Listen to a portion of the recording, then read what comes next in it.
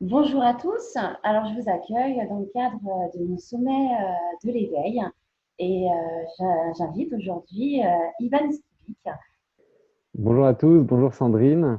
Merci beaucoup de me faire cet honneur réciproque de m'inviter dans ton sommet. D'accord. Et quand Voilà. tu as fait, donc ça, c'est toutes les rencontres que tu as pu faire et ces événements-là qui t'ont amené aussi à t'éveiller. Mais est-ce que tu dirais que le burn-out était une période nécessaire? Le burn-out, oui, c'était une période nécessaire pour moi parce que, en fait, dans ces moments-là, on est acculé et on n'a pas le choix, en fait. C'est-à-dire que si il n'y avait pas eu quelque chose d'aussi violent qui se passait pour moi, j'aurais continué dans ma voie que je connaissais et qui était pour moi la mienne. Et donc, du coup, je reste. Ok, peut-être que je passe. Ok, j'étais passé de salarié à chef d'entreprise. Mais voilà, j'étais toujours dans le business. Et puis là, je serais peut-être passé à un autre secteur d'activité. Mais au final, j'aurais pas eu de changement drastique. Et le fait d'être acculé, d'avoir cette chose violente qui arrive, qui est le burn-out, ça force à se remettre complètement en question. Et donc, du coup, c'était salvateur au final. Et si ça avait été plus doux, je n'aurais pas forcément été. Voilà, en fait, on a besoin d'être bousculé à certains moments. Enfin, je dis on, c'est pas forcément une généralité pour tout le Ah monde, ouais.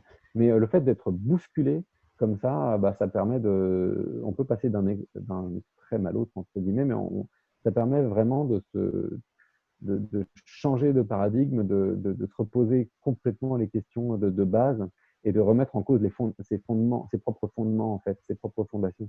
Et pour tout ça, pour s'apercevoir qu'elles n'étaient pas forcément, qu'elles étaient pas fort solides, mais on ne revient pas à se remettre en question totalement, ou on revient, enfin, c'est très difficile de se remettre en question totalement s'il n'y a pas un élément déclencheur qui nous secoue suffisamment fort. Oui, c'est ça, j'ai l'impression que c'est pour rencontrer beaucoup de personnes en fait qui viennent à moi, qui ont vécu ce type d'événement, passé par le burn-out. C'est comme si voilà, ils avaient été secoués, mais que c'était nécessaire et que finalement, c'est une période très douloureuse qui remet plein de choses en question, mais utile finalement pour le chemin qu'ils avaient à faire derrière. Tu le Ah vois oui, comme oui. ça aussi? Ah bah complètement. Bah, Ouais. aujourd'hui, c'est une bénédiction ce qui m'est arrivé parce que ça me permet d'être aligné, ça me permet d'exprimer mes dons que j'ignorais complètement avant. Mais finalement, il y a ce don de guérison qui était là et qui avait besoin d'être exprimé. C'était une volonté de mon âme. Et donc aujourd'hui, maintenant, je fais, ça me donne de l'énergie. Je suis heureux dans ma vie et puis je vois que l'abondance circule. Alors qu'avant, les choses n'étaient pas du tout fluides de cette manière, même si ça se passait bien. Hein, j'ai jamais eu de problème particulier. Mais par contre, voilà, là, il y a une fluidité qui est juste incroyable. Parce que tu te sens complètement aligné dans ce que tu fais, dans ce que tu vis. Exactement. Exactement.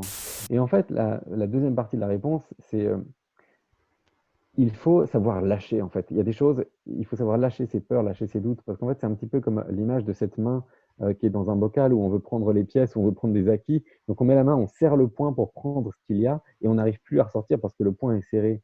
Et donc, quand on arrive à lâcher, c'est là qu'en fait, on se libère finalement.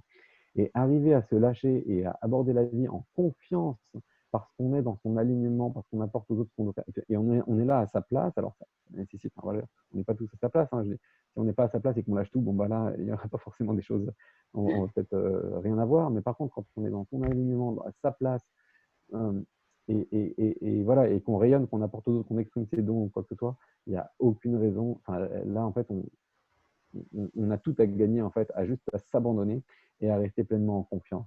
Et en fait, voilà, bon, c'est ce que j'ai compris avec cette expérience, mais aussi par la suite, enfin, voilà, par la suite, il y a d'autres choses que j'ai dû lâcher aussi et et qui m'ont apporté que de la fluidité enfin, que davantage de fluidité et d'abondance au final. Très bien. On va arriver à la fin de notre échange, mais Mhm. avant, j'aimerais que tu nous parles, si tu sens, justement, je te parlais des énergies du moment. Moi, j'ai eu cet empressement, en fait, j'ai senti hein, cette volonté que je fasse ce sommet sur l'éveil spirituel et sur ce thème-là spécifiquement.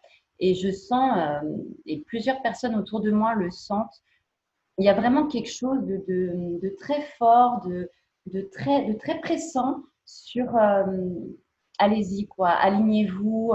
Je sens ce message-là. Est-ce que c'est ton cas aussi? Ah oui, oui, c'est complètement mon cas. et je dirais de manière très très forte depuis ce début d'année 2020, Mm. où je le sens de manière très très forte. Est-ce que juste une dernière question, enfin ça me vient là, comme ça, est-ce que tu penses que le Covid est une sorte de grand burn-out pour des prises de conscience, que ça a amené à un retour à soi imposé en fait, où on était enfermé et du coup on est revenu à l'essentiel, à ce qui nous paraissait vraiment important et est-ce que tu pourrais, enfin est-ce que tu verrais comme ça aussi? Oui, oui, exactement. Le Covid, c'est une grande bénédiction pour l'éveil de l'humanité.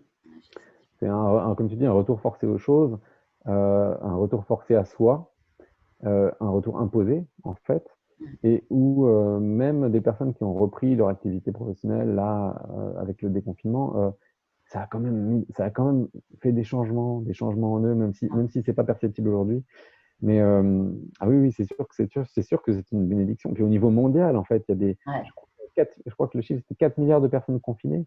Donc, imagine un peu le nombre de personnes qui ont dû se poser des questions, vivre des difficultés aussi, hein, parce qu'en fait, vivre des difficultés, se retrouver seul avec sa femme, ses enfants, enfin, ou sa femme, son époux, ses enfants, ou des parents, enfin, ça peut être très, très compliqué. Et finalement, ça amène à se poser des questions sur qu'est-ce qui est essentiel. Enfin, même si, voilà, même si c'est pas flagrant, en fait, ça a semé une graine. Et je pense que chez beaucoup de personnes, ça a fait plus que semer de la graine, mais ça a vraiment fait surgir des choses très, très, très, très importantes.